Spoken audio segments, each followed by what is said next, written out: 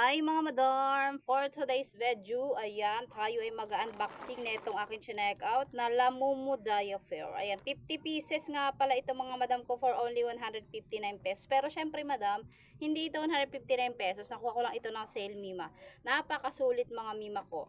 Ayan, tapos i-honest review natin kung ano ang itsura. Ayan, inopen ko na siya mima. Meron naman pong paraan. Ayan o, how to use. Meron nakalagay yung how to use.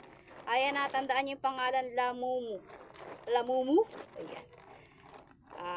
Kuha tayo ng isa madam. Tingnan natin kung ano ang itsura. Ayan, ganyan ang itsura niya madam. Wala siya, hindi siya makapal no. Very thick lang siya madam ko.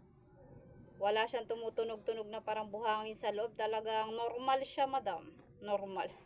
Ayan, hindi siya, parang lang siyang panty or brief. Ganyan ang atake. At stretchable, breathable. Ayan, tingnan natin madam kung yung quality niya. Lagyan natin ng kung magbubuslo ba siya mga mima ko. Check natin ha. Sabon to madam ha, nilagay ko dito.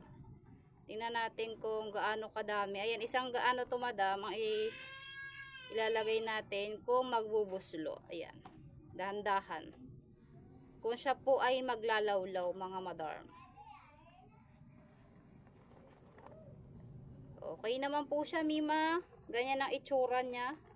Walang lawlaw na dating mga madam. Sa mga naghahanap ng murang diaper. No, abangan nyo to tuwing alas 6 madam ko.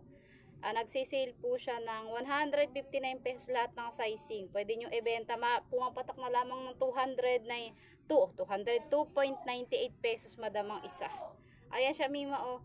Anong tatak? Lamumu Diaper. Ayan. Sa mga naghahanap sa mga nanay at saka mga baby na hindi maselan mima. Ito check out nyo to. Napakalaki ng tipid dito mga madam. At saka hindi po naglalawlaw ha. Walang lawlaw dyan mima ko. Ganyan lang siya talaga. Parang normal lang mga madam. Ayan, ano ang tatak mga madam? Lamumu Diaper. Ayan, check out nyo na to sa mga naghahanap na affordable.